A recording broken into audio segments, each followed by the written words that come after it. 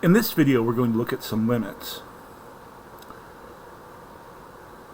Before we get to an actual example, I want to go to one I've just sort of improvised here on the spot. Let's go back to this graph that we looked at in an earlier video. Let's call this f of x, and again the graph is marked off in squares that measure 1 by 1. And let's say I ask you the question, what is the limit of this function as x tends to 1?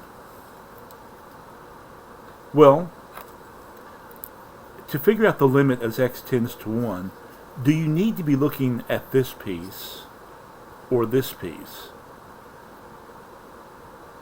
Well, x equals 1 is right here, so we're really talking about what's going on in this neighborhood. This is really too far away to have any influence on what the limit as x tends to 1 is. So I'm really not interested in that part at all. So just to answer the question, the limit of f of x as x tends to 1 is 3. Alright, so here are some examples where I'm going to ask you to evaluate limits. So number 1, you've got the limit as x tends to 2 of f of x, where f of x is defined piecewise. It's x squared if x is greater than 2, and it's 3x minus 1 if x is less than 2.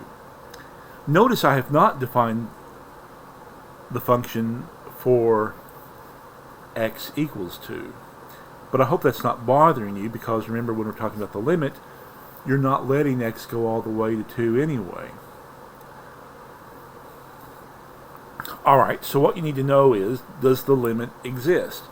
Well, the function is defined one way for x is bigger than 2, that would be on the right side of 2, and another way for values of x that are less than 2, so on the left side of 2. I hope that's making you think that you need to look at one-sided limits. That's exactly what you need to do.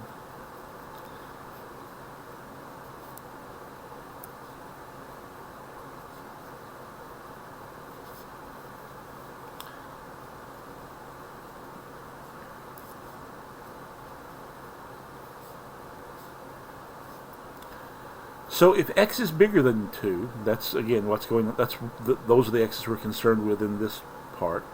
If x is bigger than 2, we're talking about the top row. And let's see, I believe that would be 4. And if x approaches 2 from the left, we're talking about values of x less than 2. If x is less than 2, we're down here. I believe that's going to be 5. These don't exist, they don't match, so the limit does not exist, and I'm going to abbreviate does not exist as DNE. Now, excuse me, let's do another example with the same function. What if I asked you for the limit as x tends to 4 of f of x? In this case, do you need to do something like what we did up here? No, you don't need to do anything like that.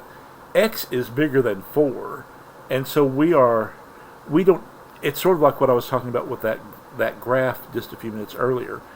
We don't really care what's happening with x less than 2. It's really only this that we need to look at.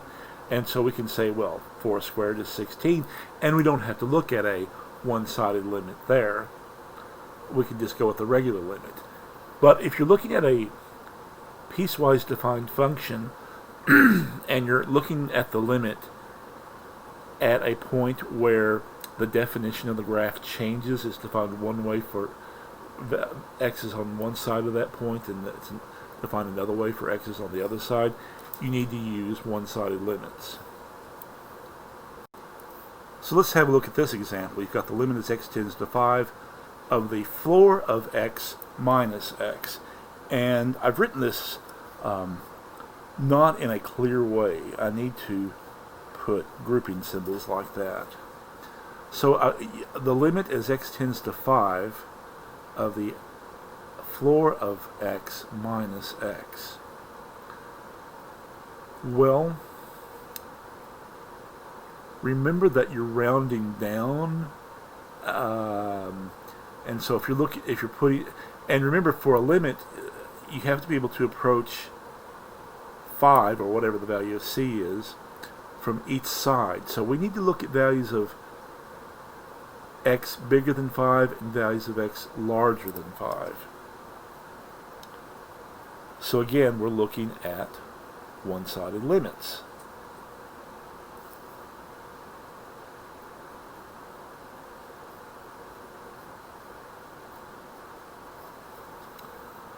Alright, so what we're doing is we're putting the values of x that are very slightly bigger than 5.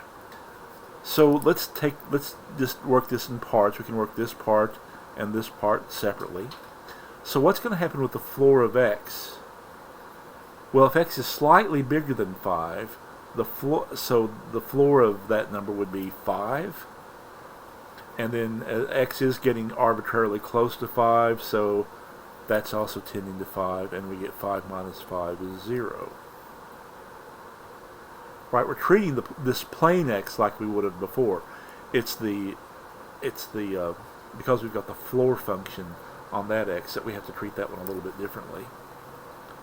Alright, so let's go on down to the limit from the left side.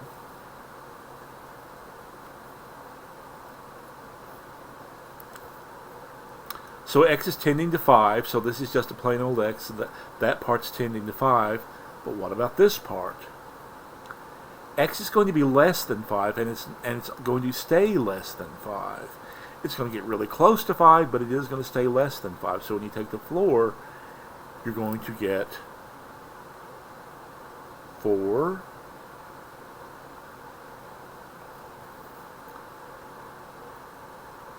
and so the limit will be -1. From the left side, these limits do not match, so this limit does not exist.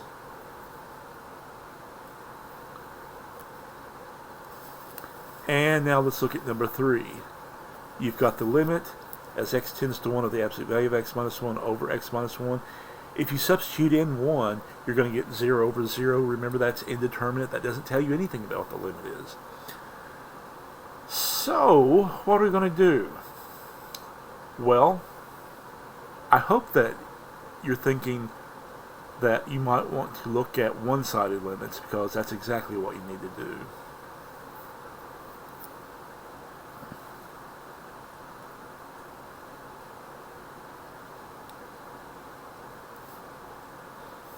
So let's look at the limit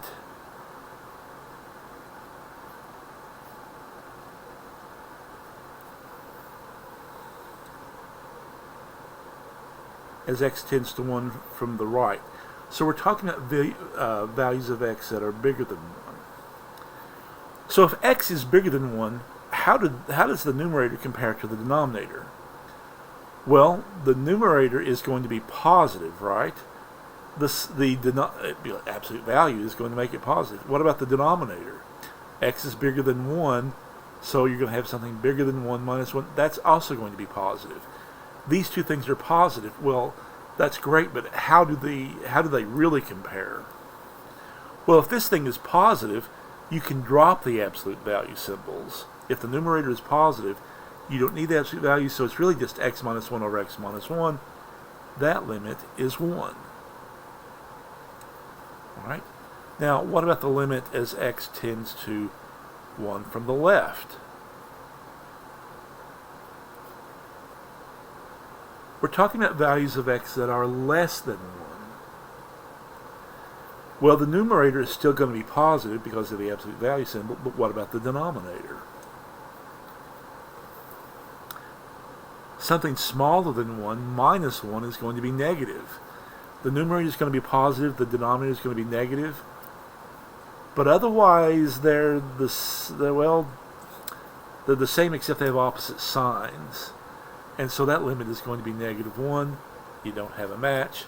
That limit does not exist. Now, if we were looking at the limit as x tends to 3, so if I ask you the same thing, if I gave you the same function, but I ask you what's the limit as x tends to 3, or as x tends to -12, Would you have to look at one-sided limits? Anyway, I'll leave that for you to think about.